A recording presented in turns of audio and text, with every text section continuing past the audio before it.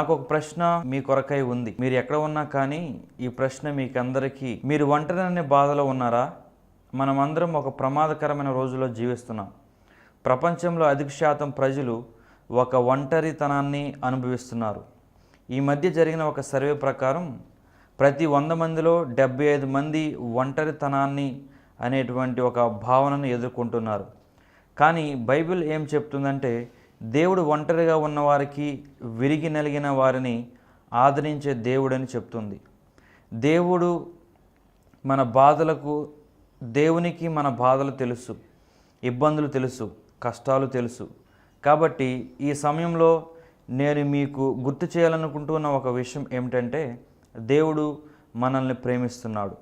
మనం అందరం ఒక అనిశ్చితమైన సమాజంలో జీవిస్తున్నాం కాదంటారా? నేను ఇప్పుడు మీతో మాట్లాడుతున్నట్టుగా ఒకసారి కొంతమందితో మాట్లాడుతున్నప్పుడు ఒక యవనస్తుడు నా దగ్గరికి వచ్చాడు. అతనికి 15 సంవత్సరాలు ఉండొచ్చు. అతడు నా దగ్గరికి వచ్చి, సార్, మీతో ఒక విషయం చెప్పాలనుకుంటున్నాను. నేను ఈ రాత్రికి ఆత్మహత్య చేసుకోవాలనుకున్నాను. మా ఇంటి దగ్గర ఒక కత్తి ఉంది, దానితో నేను చనిపోవాలనుకున్నాను. ఎందుకంటే నేను ఒంటరిగా ఉన్నానన్న బాధ నన్ను బాధిస్తుంది. ఎవరూ నన్ను ప్రేమించట్లేదు. నిరాశ, నిస్పృహ, మానసిక వేదన అన్నీ నన్ను బాధిస్తున్నాయి. కానీ ఎప్పుడైతే మీరు యేసుప్రభు గురించి, ఆయన ఈ లోక రక్షకుడని, నన్ను ప్రేమిస్తున్నాడని చెప్పారో అప్పుడు నాకు చాలా సంతోషం వేసింది. నా జీవితాన్ని యేసయ్యకు అప్పగించాను. నా జీవితంలో మొదటిసారిగా జీవించడానికి ఒక కారణం నాకు దొరికింది అని చెప్పాడు. ప్రియ స్నేహితులారా, ఏ విధంగా అయితే యేసు ప్రభు ఇతని జీవితాన్ని మార్చాడో అదేవిధంగా ఈరోజు మన జీవితాన్ని కూడా మార్చాలనుకుంటున్నాడు. ఆయన నిన్ను ఒంటరితనం నుండి, నిరాశ నుండి, ప్రేమ లేని స్థితిలో నుండి మార్చాలనుకుంటున్నాడు. మనం చూసినట్లయితే బైబిల్ 2 మార్గాల గురించి మాట్లాడుతుంది. మొదటిది ఇరుకు మార్గం, రెండవది విశాల మార్గం. విశాల మార్గం వెడల్పుగాను అనేకులు ప్రవేశించడానికి వీలుగా ఉంటుంది. అది నాశనమునకు నడిపిస్తుంది. అందువలనే ప్రజలు మత్తు పదార్థాలకు, వ్యసనాలకు అలవాటు పడి బానిసలుగా మారుతున్నారు. కానీ యేసు ప్రభు ఇరుకు మార్గం గురించి మాట్లాడాడు. అది బైబిల్లో మత్తయి సువార్త 7వ అధ్యాయము 13 నుంచి 14 వచనాల్లో చెప్పబడింది. అక్కడ ఈ విధంగా ఉంటుంది: ఇరుకు ద్వారమున ప్రవేశించుడి, నాశనమునకు పోవు ద్వారము వెడల్పును, ఆ దారి విశాలమునై ఉన్నది, దాని ద్వారా ప్రవేశించువారు అనేకులు. జీవమునకు పోవు ద్వారం ఇరుకును, ఆ దారి సంకుచితమునై ఉన్నది, దాని కనుగొని వారు కొందరే. ఈ ఇరుకు మార్గం ఏదైనా పాప క్షమాపణకు, ప్రాయశ్చిత్తానికి నడిపిస్తుందో అదే యేసుప్రభు వద్దకు కూడా నడిపించేది. కాబట్టి మనం ఒంటరితనం గురించి మాట్లాడుకుంటున్నాం కావున ఇప్పుడు దీని గురించి, మన ఎడల దేవుని ప్రేమ ఎలాగ ఉందనే గురించి మాట్లాడుకుందాం. అలాగే నేను మీకు ఒక కథను చెప్పాలనుకుంటున్నాను. అది ఒంటరితనంలో ప్రేమ కోసం తప్పిస్తున్న ఒక వ్యక్తిని గూర్చినది.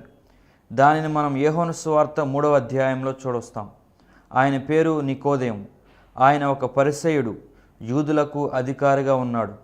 బయటకి ఆయన చాలా మంచి వస్త్రాలతో, ఆభరణాలతో ఉండి సమాజంలో మంచి గౌరవాన్ని పొందుకుంటున్న వ్యక్తి. కానీ ఆయన లోపల చాలా బాధను, నిరాశను, ఒంటరితనాన్ని కలిగి ఉన్నాడు. ఆయన తన జీవితానికి ఒక ఉద్దేశాన్ని, బ్రతకడానికి కారణాన్ని, ప్రేమను వెతుకుతున్నాడు.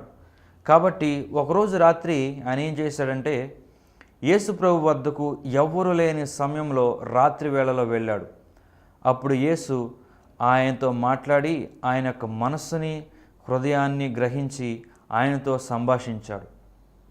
అప్పుడు నికోదేముతో ఆయన, నువ్వు తిరిగి జన్మించాలి అని చెప్పాడు.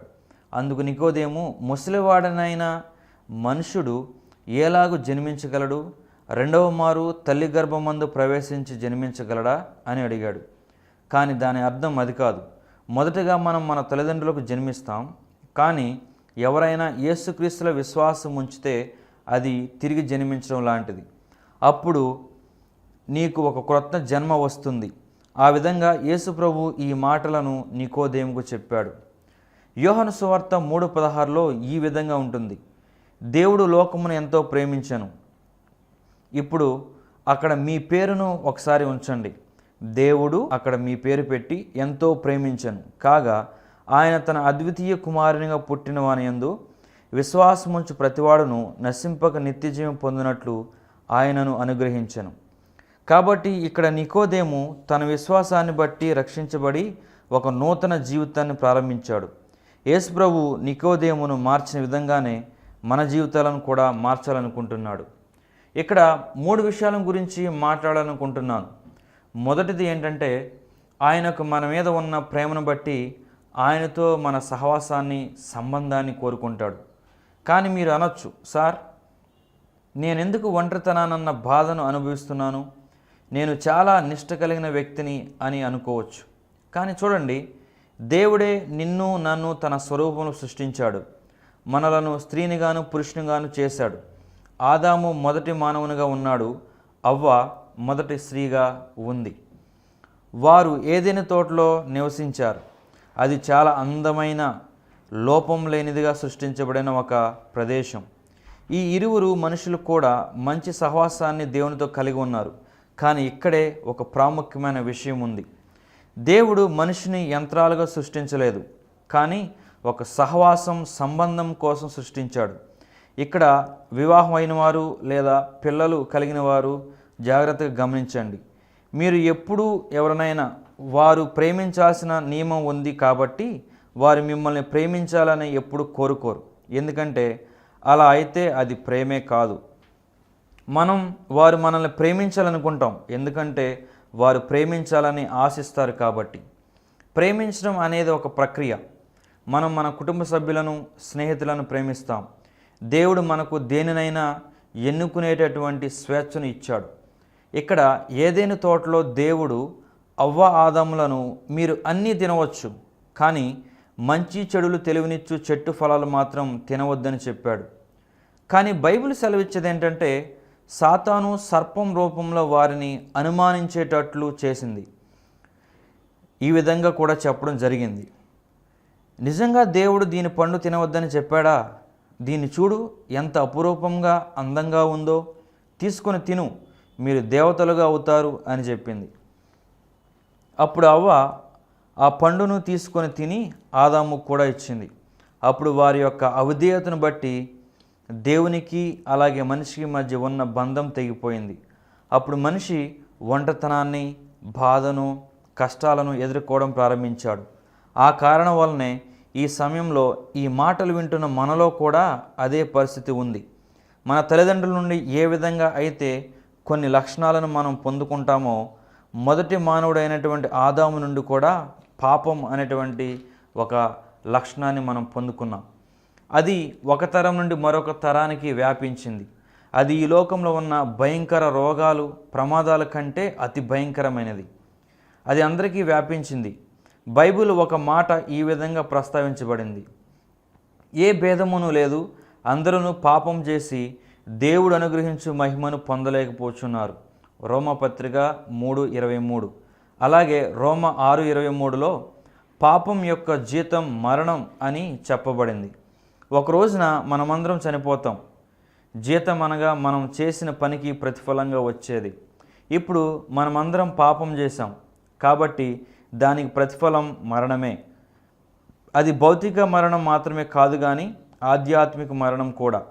బైబిల్ సెలవిస్తుంది కదా, ఇరుకు మార్గం అది జీవమునకు నడిపిస్తుంది, కానీ విశాల మార్గం దేవునికి దూరంగాను నాశనముకు నడిపిస్తుంది.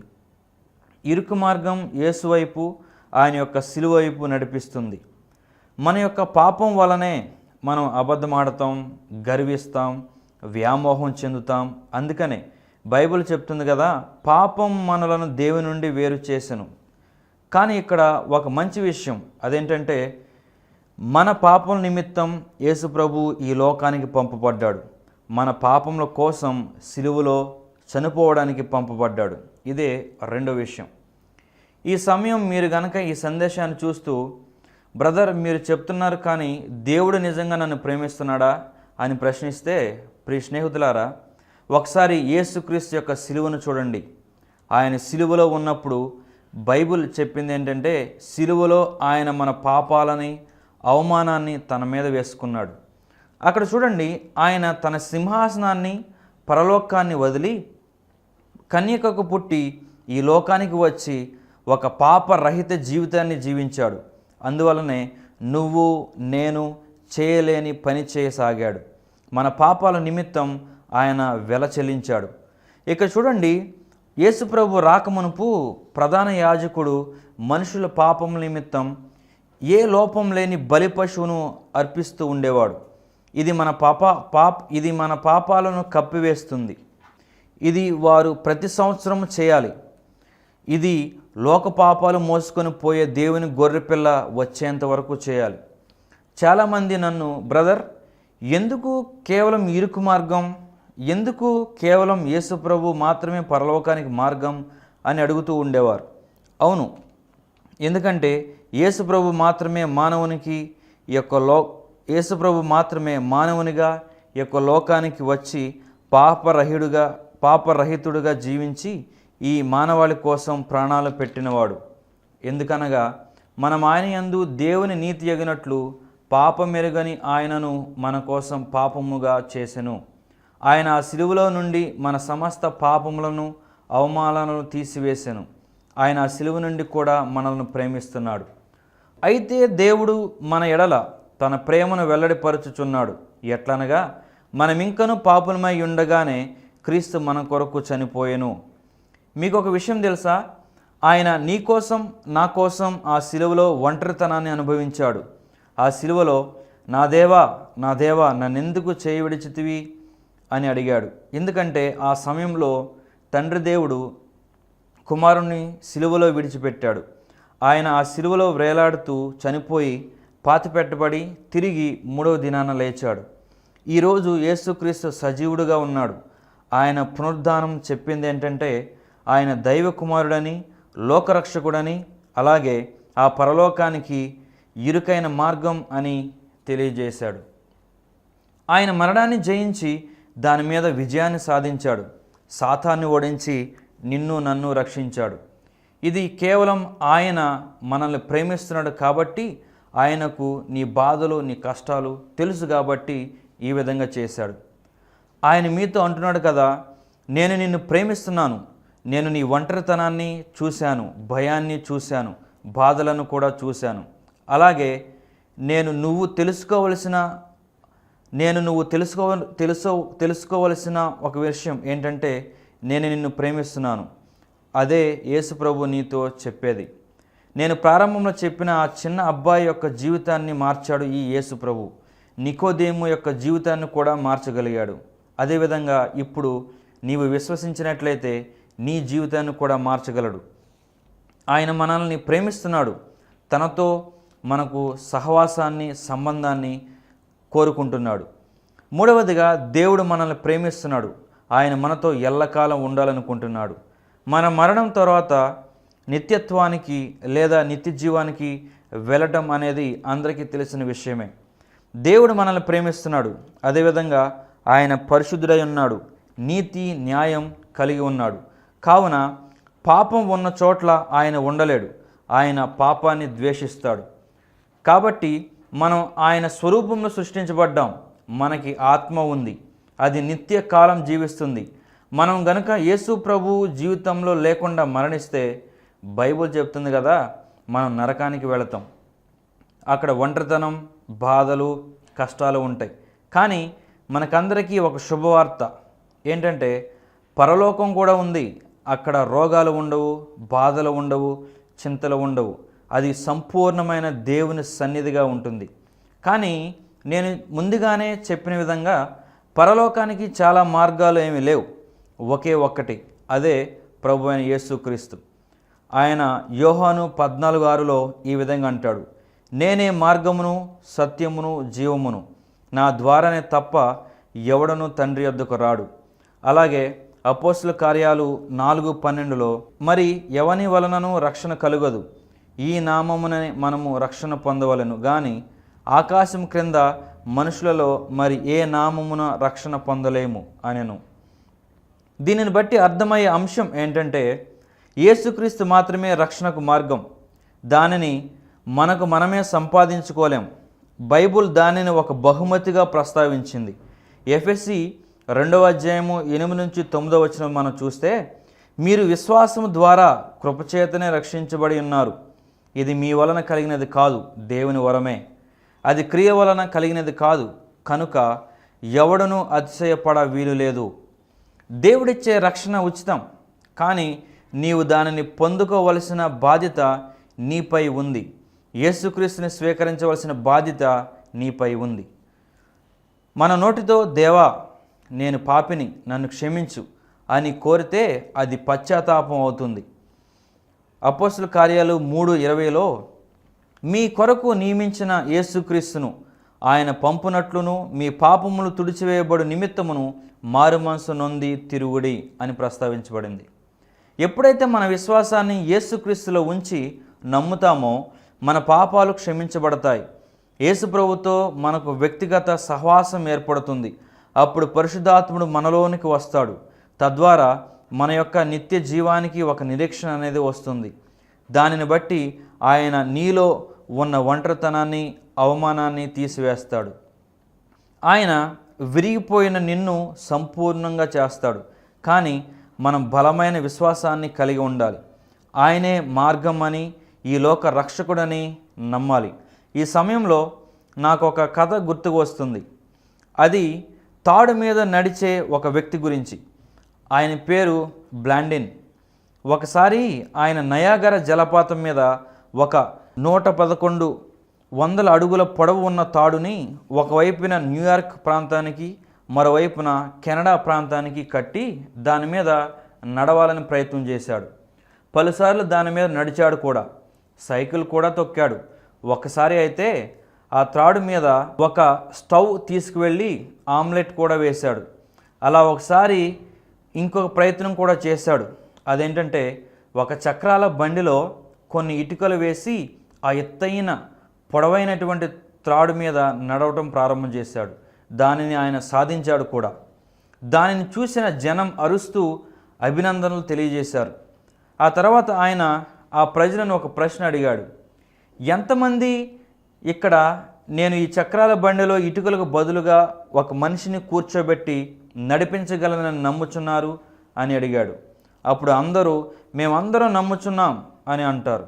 అప్పుడు బ్లాండిన్ వెంటనే ప్రజలో ఉన్న ఒక వ్యక్తి వైపు చూసి, అయితే నువ్వు రా అని పిలిచాడు. ఆ మాట వినగానే ఆ వ్యక్తి అక్కడ నుండి పారిపోయాడు, మరలా కనిపించలేదు. కాబట్టి చాలామంది మాట్లాడతారు, వాళ్ళు విశ్వసిస్తున్నారని, నమ్ముతున్నారని కూడా చెప్తారు. కానీ చక్రాల బండిలో కూర్చోవడానికి ధైర్యం చేయరు. కానీ చూడండి, మీరు యేసుక్రీస్తు వద్దకు వచ్చినప్పుడు విశ్వాసం అనే చక్రాల బండిలో కూర్చోవాలి. అప్పుడు ఆయన దానిని దాటి అవతలకు వెళ్ళడానికి సహాయం చేస్తాడు. యోహాను 5:24లో ఉన్నటువంటి మాట నాకు చాలా ఇష్టం. అక్కడ ఇలా ఉంటుంది, నా మాట విని నన్ను పంపిన వాని యందు విశ్వాసముంచువాడు నిత్య జీవము గలవాడు. వాడు తీర్పులోనికి రాక మరణంలో నుండి జీవంలోనికి దాటి ఉన్నాడని మీతో నిశ్చయముగా చెప్పుచున్నాను. చెప్పబడిన కథను తిరిగి ఒక చిత్ర రూపంలో మనం గమనించినట్లయితే, నయాగర జలపాతానికి 2 ప్రక్కలు ఉంటాయి. అమెరికా ఒక ప్రక్క, కెనడా మరో ప్రక్క. మనం మన విశ్వాసాన్ని ఆ చక్రాల బండిలో పెట్టి ఆ జలపాతాన్ని దాటవలసిన వారమై ఉన్నాం. అదేవిధంగా యేసుక్రీస్తులో మన విశ్వాసాన్ని ఉంచి ఈ లోకం, మరణం అనే వాటిని దాటవలసిన వారమై ఉన్నాం. ఆయనలో విశ్వాసం ఉంచితేనే ఇది సాధ్యం. అది కూడా అందరి యొక్క వ్యక్తిగత విషయం మీద, నిర్ణయం మీద ఆధారపడి ఉంటుంది. రోమా 10:9 ఈ విధంగా ఉంది, అదేమనగా యేసు ప్రభువని నీ నోటితో ఒప్పుకొని దేవుడు మృతులలో నుండి ఆయనను లేపినని నీ హృదయమందు విశ్వసించిన ఎడల నీవు రక్షించబడదువు అని ప్రస్తావించబడింది. ప్రియ స్నేహితులారా, దేవుడు మనల్ని మర్చిపోలేదు. బైబిల్ సెలవిస్తుంది కదా, శాశ్వతమైన ప్రేమతో ఆయన మనల్ని ప్రేమిస్తున్నాడు. శాశ్వతమైన అనగా దానికి ఆదియు అంతము లేనటువంటిది, దానికి అవధులు అనేవి ఉండవు. 2 కొరింథీయులు 5:17లో ఈ విధంగా ఉంది, కాగా ఎవడైనను క్రీస్తునందున్న ఎడల వాడు నూతన సృష్టి, పాతవి గతించెను, ఇదిగో క్రొత్తవాయను. ఇప్పుడు విశ్వాసంతో మిమ్మల్ని యేసుక్రీస్తు వద్దకు ఆహ్వానిస్తున్నాను. అలాగే నాతో కలిసి ప్రార్థన చేయుటకు మిమ్మల్ని ఆహ్వానిస్తున్నాను. కానీ ఈ ప్రార్థన మిమ్మల్ని పరలోకం తీసుకువెళ్ళదు. యేసుక్రీస్తులో మీ విశ్వాసమే మిమ్మల్ని పరలోకం తీసుకువెళుతుంది. మీ విశ్వాసం లేదా నమ్మకం అనగా చక్రాల బండిలో రావటం లాంటిది. మీ జీవితాన్ని ఆయన హస్తాల్లో పెట్టాలి. ఆయన ఈ లోకానికి మన పాప నిమిత్తము వచ్చి చనిపోయి పాతిపెట్టబడి తిరిగి లేచాడని కూడా నమ్మాలి. మీరు ఎక్కడ ఉన్నా, ఎక్కడ నుండి చూస్తున్నా ఈ విషయాలు మీరు చాలా జాగ్రత్తగా గమనించాలి. మీరు గనక మీ యొక్క ఒంటరితనాన్ని తీసేసుకోవాలనుకుంటే ఆయనకు దగ్గరగా రావాలి. కానీ ఇక్కడ ఒక విషయాన్ని మీరు జాగ్రత్తగా గమనించాలి. ఆయన నమ్ముకున్న తర్వాత నువ్వు మరలా ఎన్నటికీ ఒంటరి బాధను అనుభవించవు అని అర్థం కాదు. కానీ హెబ్రీ 13:5 ఈ విధంగా ఉంటుంది. నిన్ను ఏమాత్రమును విడువను, నిన్ను ఎన్నడూను ఎడబాయను. ఆయనలో విశ్వాసం ఉంచితే ఆయన మనతో ఎల్లప్పుడూ ఉంటాడు. అప్పుడు తిరిగి దేవునితో సహవాసాన్ని పొందుకుంటాం.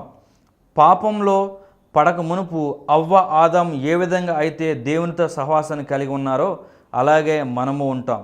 ఈ సమయంలో ఇప్పుడే మిమ్మల్ని నాతో కూడా ప్రార్థన ద్వారా యేసుక్రీస్తుని మీ స్వంత రక్షకునిగా స్వీకరించడానికి ఆహ్వానిస్తున్నాను. దయచేసి మీ కళ్ళు మూసుకొని నాతో కూడా ఈ ప్రార్థన చేయండి. ప్రియమైన దేవా, నాలో పాపం ఉన్నదని, నేను పాపినని నాకు తెలుసు. అదేవిధంగా మీరు కుమారుడైన యేసుక్రీస్తుని నా పాపంలో కొరకు చనిపోవటం నిమిత్తం ఈ లోకానికి పంపించారని, ఆయన నా పాపాలను క్షమించగలడని గ్రహించాను. అలాగే నాలో ఉన్న ఒంటరితనాన్ని, బాధను, విరిగి నలిగిన స్థితిని తీసివేసి శాంతిని, ఆనందాన్ని కలుగజేస్తాడని తెలుసుకున్నాను. ఈరోజు నా జీవితాన్ని మీ హస్తాలకు అప్పగించుకుంటున్నాను. ఈ సమయం నుండి నా జీవితాన్ని నీ నామ మహిమార్థం వాడుకోనండి. యేసు నామములో ఈ ప్రార్థన అడుగుచున్నాను. ఆమేన్. ప్రియ స్నేహితులారా, యేసుక్రీస్తులో మీరు తీసుకున్న నిర్ణయాన్ని బట్టి నేను చాలా సంతోషిస్తున్నాను. ఎప్పుడైతే ఒక పాపి రక్షించబడతాడో అప్పుడు పరలోకంలో సంబరాలు, వేడుకలు ఉంటాయి. ఎందుకంటే యేసుక్రీస్తు ద్వారా నిరాశ నుండి ఆశలోనికి, అశాంతి నుండి శాంతిలోనికి, మరణం నుండి జీవంలోనికి మార్పు చెందడం అనేది జరుగుతుంది. మీరు పొందిన ఈ నూతన అనుభవాన్ని మాతో కూడా పంచుకోండి. అప్పుడు మేము కూడా మీతో సంతోషిస్తాం. ఇక్కడ ఇవ్వబడిన ఫోన్ నంబర్కి టెక్స్ట్ మెసేజ్ ద్వారా, ఫోన్ కాల్స్ ద్వారా లేదా వాట్సాప్ ద్వారా మాకు తెలియజేయవచ్చు. అలాగే ఇక్కడ ఇవ్వబడిన ఈమెయిల్ ద్వారా కూడా మాకు తెలియజేయవచ్చు. ఎందుకంటే మీ యొక్క ఆత్మీయ ఎదుగుదలకు మేము కూడా సహాయం చేస్తాం. ఆయన కృపను బట్టి ఇప్పుడు మీరు ఒంటరి బాధ నుండి విముక్తి అయ్యారని మేము ఆశిస్తున్నాం. అలాగే ఆయన మిమ్మల్ని ప్రేమిస్తున్నాడని మరొకసారి గుర్తు చేస్తూ నేను నా మాటలను ముగిస్తున్నాను. దేవుడు మనలను దీవించునుగాక. ఆమెన్.